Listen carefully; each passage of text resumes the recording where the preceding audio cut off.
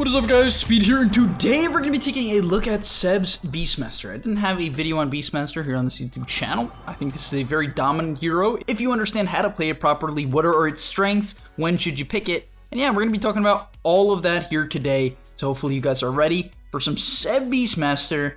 Let's get into it. So yeah, for today's video, I'm going to be starting with the drafting, and you know what that means. Because I'm starting with drafting, you guys all have to like the video. That's a requirement. It's a requirement. I think it's a very important requirement that you guys all like the video because it helps my channel grow, it makes the video do better, and therefore I can continue to put out daily content every single day, which is why it's daily content.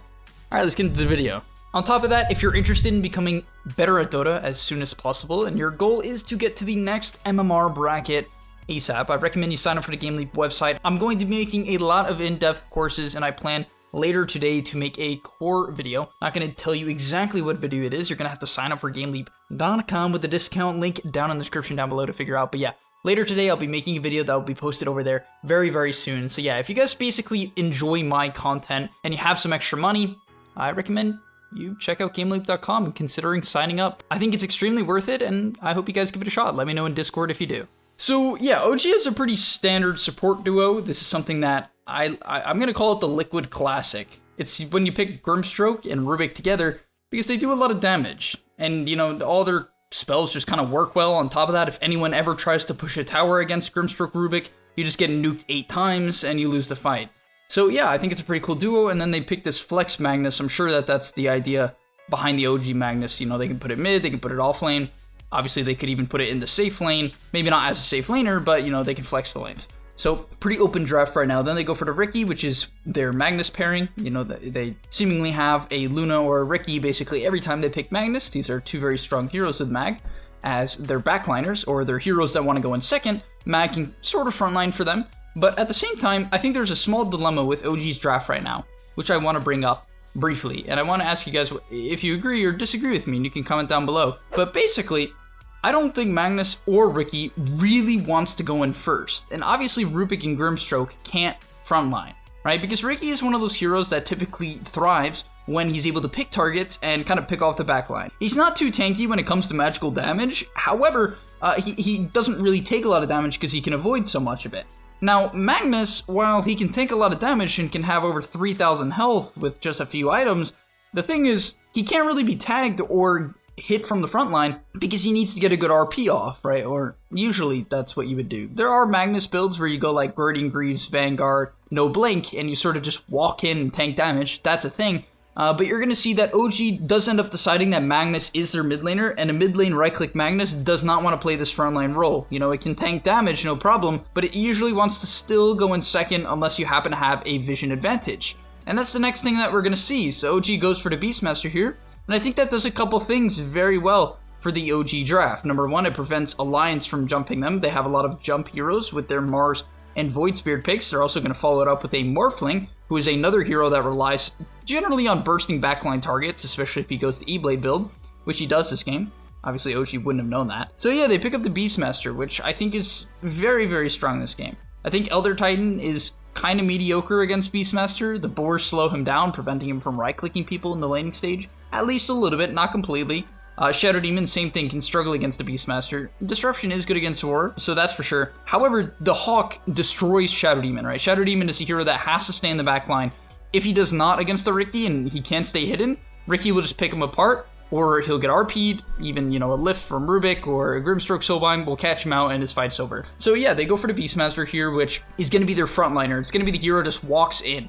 You know what I mean? Like, very often in Dota, you have hard initiators and soft initiators within drafts. So like, if I look at the Alliance draft, I'd be like, okay, Mars is probably going to hard initiate. You know, Void Spirit could too, but he has to be very careful about getting lifted or smokescreened, even soulbinded by the Grimstroke. So Mars will probably try to initiate a lot of the fights, and then Void Spirit can often come in second and try to follow up the damage. And that's going to be the same thing with the OG draft. I think their Beastmaster that they picked last year is going to be the hard initiator that simply gets in the fight, while the Magnus and the Riki kind of just pick their targets from the back. This isn't set in stone. Magnus can go in first if he sees an opportunity. Same thing for the Riki. But this is like an overall guideline for who will just run in and try to start the fights. You know, CEB on the Beastmaster definitely would consider doing that. And now that I've ranted on drafting for a good solid, like 3 minutes, so let's get into the actual game. I'm sure a lot of you guys skipped that because I know a lot of people, they just don't want to watch drafting, but let's get into Beastmaster talk. So, the main thing you want to consider about this hero is that he's pretty strong early. He has 2 armor. He buys a Ring of Protection to deal with the right-click damage from the Morphling and the ET, right? Understanding his laning matchup, buying items predicated on that is always a smart thing to do.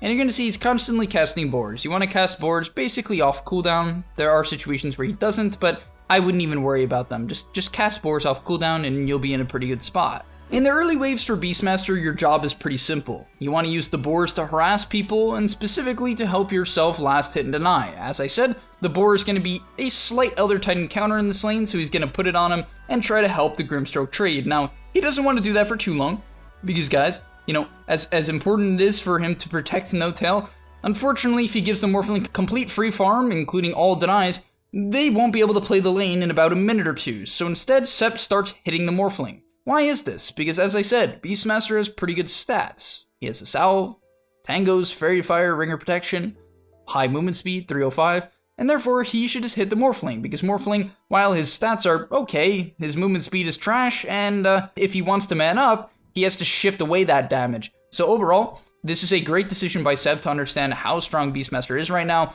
and using the boar in combination with his right clicks is going to allow him to do damage to Morphling. So we see a very odd pickup from Seb to start here. I'm not going to say it's completely out of the blue or this is too bizarre, but nonetheless, the Orb of Venom is what he buys, and I think the reason for this is he understands with the Inkswell, if they can stay on top of people, assuming No Tail eventually gets some levels, they'll be able to do a lot of damage and pressure, which I agree with. You know, he's having a pretty good game to start here, level 3 already, and if you combine the Boar Slow, which at level 2 is 20%, with Orb of Venom, it's very easy to track people down and kind of just hit them a bunch. So yeah, I also think it's somewhat of a counter to the Elder Titan, only because Elder Titan, as I said, relies on right clicks to engage and disengage. He relies on his high movement speed, right? Elder Titan, previous to this Orb of Venom and Boar Slow, even with 2 slows on him, still has 280, which just goes to show how fast he actually is.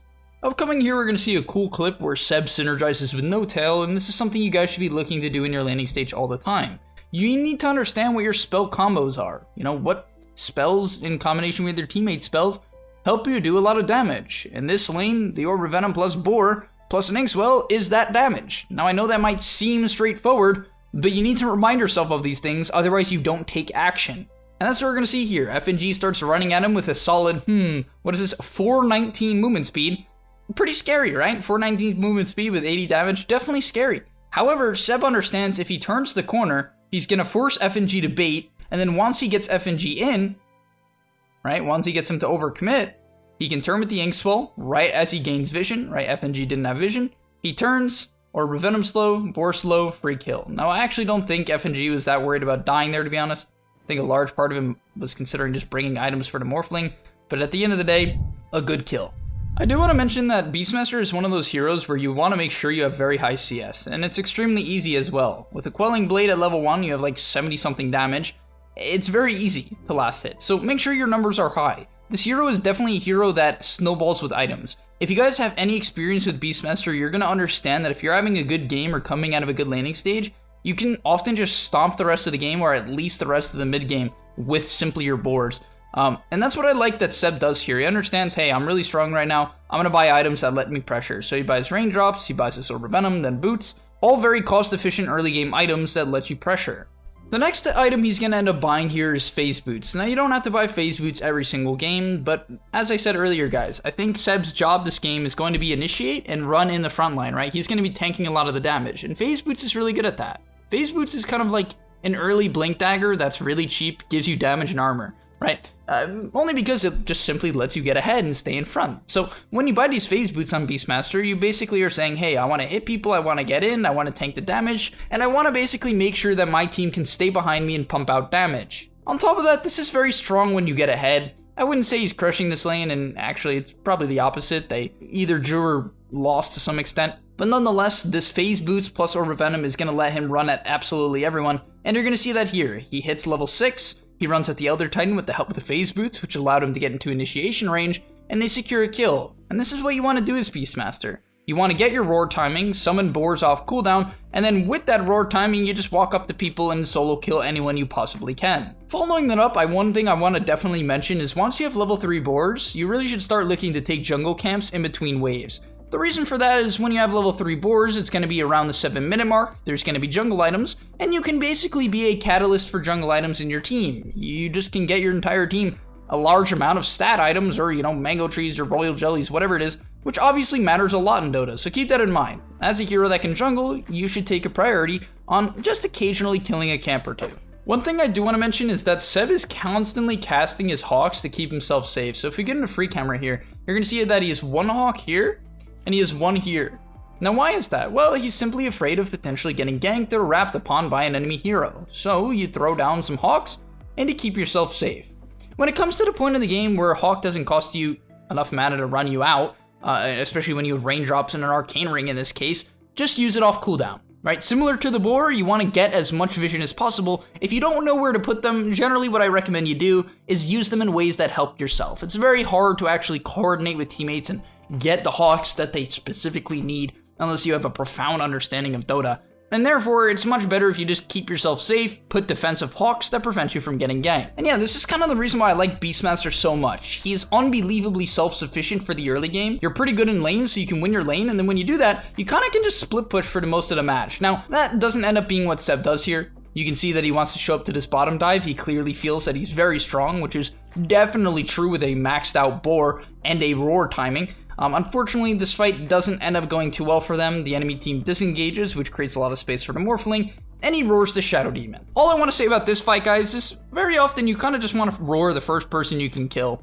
If there's someone you can kill and they're out of position, start the fight off with a good roar, get your team to surround them, lead off with a pickoff, and then if anyone overextends to save them, get your boars on them and secure more kills. And I briefly do want to go back to touch on the point that I was saying before, which is basically, you know, if you are having a good game and you pick this hero in solo queue, what I recommend that you guys do is basically stay in your lane, and if any supports come by that happen to be 3, 4, 5 levels below you, you can just solo kill them even without roar. If you have roar, fine, roar them, make it easy. If you don't, just kite them with the boars, don't walk into stun range with your main hero, and you can solo kill kind of anyone. On top of that, we're going to start to see Seb taking hard farm here. So the bottom lane is 12 minutes in, and he's just using boars to drag the creep wave. The enemy team clearly wants the tower, right?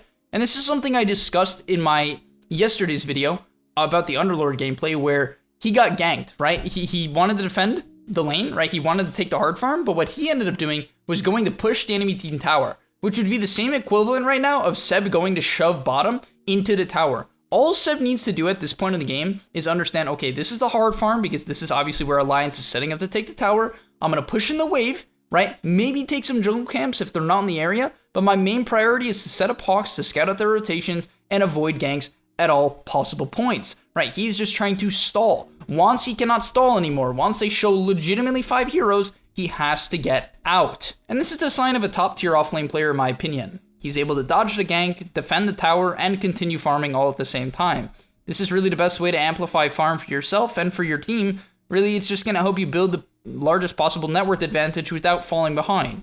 I watch a lot of low MMR Beastmasters, and very often they stay a low level for a large portion of the game, as they're trained to gank all the time. Don't play this hero like a ganker, play more like a side lane pickoff hero. You're going to notice that none of his roars have taken place in the mid lane, they've all been side lane roars. Why? Because he wants to play in the side lanes. He doesn't want to take the easy farm that mid is. He doesn't want to rotate and bring the enemy team towards mid and potentially collapse the map on his Riki who's trying to get some items. You know, they could fight together, but nonetheless, I just like this decision by Seb to stay in the side lanes, buy a helm on the Dominator, take over the broken Alpha Wolf that makes everything do way too much damage, and yeah, just start punching some creeps, which is exactly what he does here. Now he can finally start to push up a little bit, but once he even sees a slight semblance of heroes, he's gonna back up and start flash farming. You guys see the pattern here? You do the best you can to take as hard farm as possible, but once it goes a little bit too far up and you even feel slightly threatened, you back off and you start to flash farm. And you might be like, well, Speed, what happens if a fight breaks out? Well, it's no problem. It's no problem. You got phase boots, you're really fast, and you want to take the movement speed talent. The movement speed talent does a plethora of things.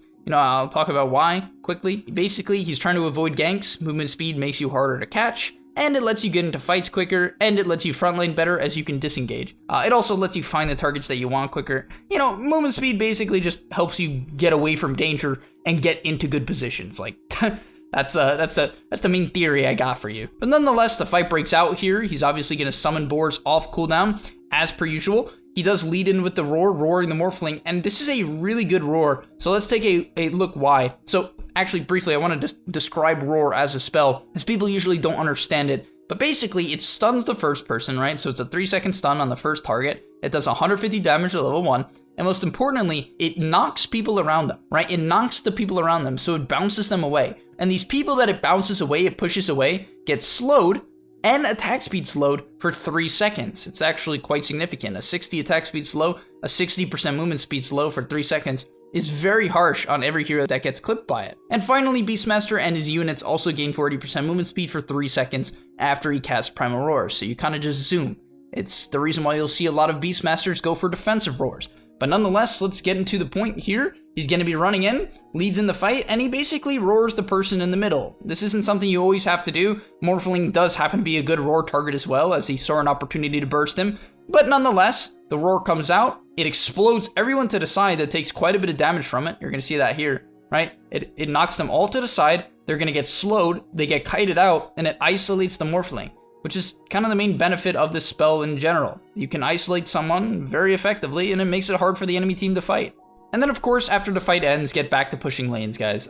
I can't stress this enough, if you want to become a high MMR player, you have to learn how to fight and farm with a very strong balance, and no downtime in between. The more downtime you have, the worse you are. Doesn't matter what row you are. I don't even care if you're a support. If you're a support and you want to gain MMR and you're stuck in 1k, 2k MMR, offlane, safe lane, mid lane, doesn't matter. If a fight ends, look for the open creep wave that people simply do not see. And here I just want to show a quick example of CEB not auto-attacking the hero. Very often I'll talk about split pushing on Beastmaster to people, and they're like, oh, Speed, you tell me that I can solo kill people in side lanes, or, you know, I can kill people if they try to gank me. And the reason that people usually would die is because they think what I'm saying is to go auto-attack them. No, what you do when you think that there's a support trying to gank you or they're trying to wrap on you, is you simply send your units at them, right? This is what you have to do. If you're getting run at by dangerous heroes that can disable you, don't walk into melee range, summon a hawk, put the boars on them, scout things out, and play defensive. And you'd be surprised if you have a Helm of the Dominator creep, especially this Alpha Wolf, and you put your boars onto a support and you have 2 summon, they like insta-die. They can't move. Quick thing I want to mention as well, this 14-second Hawks cooldown talent, in my opinion, is insane. It's really, really insane. Some would call it broken, but it basically drops Call the Wild Hawk to a 16-second cooldown, which is honestly bonkers. The summon duration is 60 seconds, which is crazy, right? Like, just think about how crazy that is. On a 16-second cooldown, you can summon Hawks that last for 60 seconds, which basically means you can have 3 Hawks going at all times, right? That is insane. It is legitimately insane how much vision that provides. So CEB can have a Hawk here, he can throw one out to another location here. I believe he could send the next one onto the high ground to scout out the enemy team here, right? You can basically constantly scout people out, right? He had one here that they actually wanted to use to actually get the Riki in. So let's show this cool example, but this is always what you want to do with Hawks. So he summons it, right? It's gonna fly on. Go, Hawky. Yes, yes. Unfortunately, it takes a lot of damage, right? They had a sentry ward. These are top tier players. They are literally putting down sentries, not only for the Riki, but also for Hawks. I guarantee that. And yeah, they end up killing the Hawk, but what they tried to do was use it almost as a bait. Pretty cool play, right? OG is actually using the Hawk as a bait, so they know, okay, the support's gonna try to kill it. Hanskin realizes what's up though. He's like, I know what you're doing, and he backs off. But keep that in mind, guys. You can use Hawks to bait, and of course you want to use them to get vision of backline supports. As I talked about in the drafting portion of the video, he wants to get Sumail in, right? He wants Sumail to be able to find the Elder Titan, or find a Morphling who's not shifting, or frankly, there's a lot of good heroes to jump. I would specifically say though that the Shadow Demon with no defensive item and the Elder Titan are pretty good targets. Maybe, not so much Elder Titan anymore because of this Ghost Scepter. That's how you update your target priority. And finally, getting to this last fight here, we're going to see a bizarre engagement from OG and an Alliance. S4 unfortunately missed his spear onto Sumail, and you're going to see that CEB obviously can't be the frontline initiator as is because the fight was initiated by Alliance. Nonetheless, he's going to throw his axes, right, get them off cooldown, and then look for someone to jump on the back line. So if he finds a Hex onto the Void Spirit, which is obviously a good decision, trying to roar the Void Spirit would generally be a mistake as he can easily see the animation coming and dodge it. So you lead with the Hex, it sets up for a really good double roar coming out from No Tail. I mean, like the synergy there was brutal. I mean, I don't even know if that was on purpose, but if it was, like, my gosh, that is insane because it definitely seemed like he was trying to hold the roar, right? He wasn't casting it early. So yeah, they get a double Soulbind, obviously, and then they get a roar on the 2. I mean, just like such good decision making from CEB there to Hex the Void Spirit, be patient on the roar, pops his drum aura, has his boards going, even summon a hawk mid-fight. Like, you can just see how these players are constantly able to click all their buttons in ways that are useful. And really, that's how you become kind of like CEB. It's unbelievably difficult. That's why he's won 2 TIs. So thank you guys for watching. If you enjoyed this video and learned a bit about Beastmaster and how to play around the hero, when to draft them, etc., like and subscribe, and I'll see you in the next one. Peace. Before you leave, just want to say a quick message. If you're trying to get better at Dota or you just enjoyed that video, I know this is pretty general, and you're going to hear this quite a bit from me, but I recommend you sign up to gameleap.com. Why? Because I put a lot of effort into the content over there, and generally the effort I do there is different from the content you're going to see here on YouTube. It is different. In fact, I usually go a lot more in depth on topics or into niche topics that help you get to the next level even faster. Because on YouTube, I often have to keep it more mainstream, and that's even why I'm putting it at the end of this YouTube video. That's why this is at the end, because a lot of people just watch 5 minutes, they skip through just for like the dopamine spike. But if you are interested in actually getting better at Dota, I recommend you go to the description down below, get your discount right now by clicking the link, sign up, use the discount code that you're gonna see there, and I hope to see you there right now, so click it, and yeah, thanks for watching.